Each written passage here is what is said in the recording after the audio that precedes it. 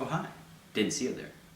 My name is Simon, and in this short video, we'll be talking about biodiversity. And to be more specific, we'll be talking about the biodiversity in the Arctic areas and how it's affected by today's climate changes. Now, in order to understand, well, any of this really, one must first know what biodiversity really means. We went to the Norwegian Polar Institute here in Tromsø to get some help trying to explain what biodiversity is.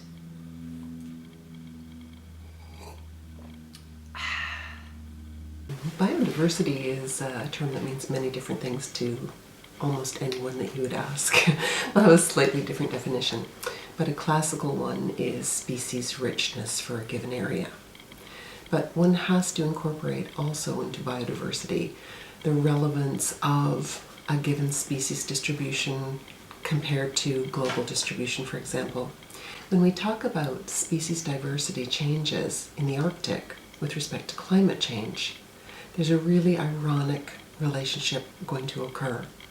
We're going to have reduced species diversity dramatically, in all probability, within our Arctic endemics. But overall, species diversity will increase because temperate species will move north.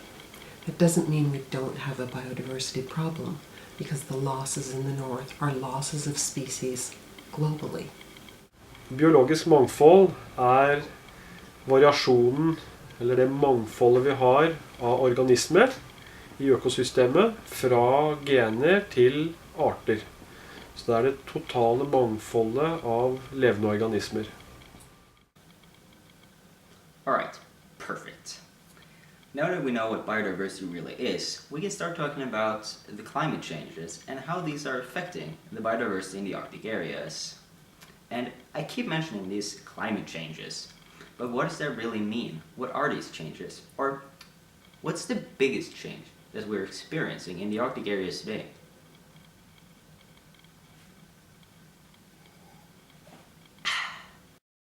Den største endringen vi ser i Arktis i dag, det at det blir varmere.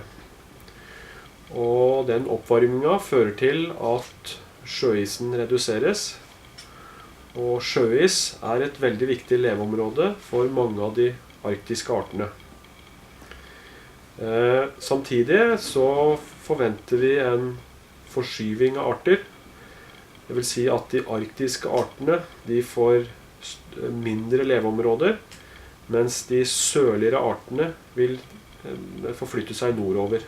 Mange av de arktiske artene veldig spesialiserte, for de har tilpasset seg et liv i et ekstremt miljø.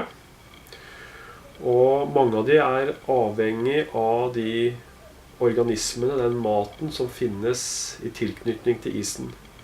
Så når isen smelter og forsvinner, så forsvinner også maten og leveområdene til de artene som har tilpasset seg livet så langt nord. Now, it's hard to predict what each species will do in the future, and trying to predict an entire ecosystem is close to impossible. But let's focus on some common and some not so common species to talk about when the climate changes is the topic.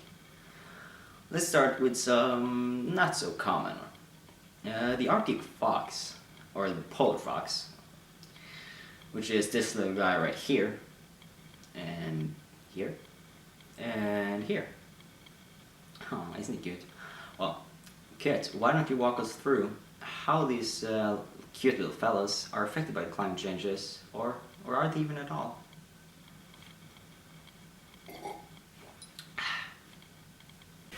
They undoubtedly will be, and Svalbard is a really interesting case here. I mean, of course, polar foxes are largely, you think of them as being at least, a terrestrial animal. So why on earth would we talk about impacts on foxes when sea ice changes? Well, in Svalbard, foxes eat a lot of ring seal babies. Their whole spring and early summer energy budget in coastal areas is dependent on ring seals. So again, just like the polar bear, if ring seals aren't available at that time, it upsets the whole balance in their annual energy intake. So a marine species can have really strong implications even in our terrestrial system.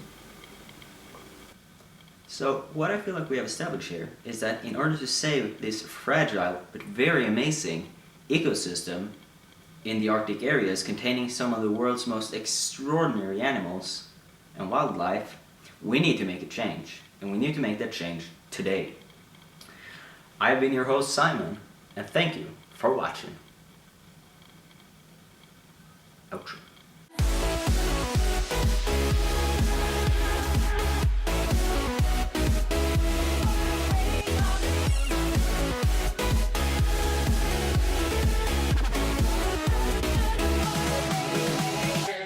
Maybe I should do the intro this way.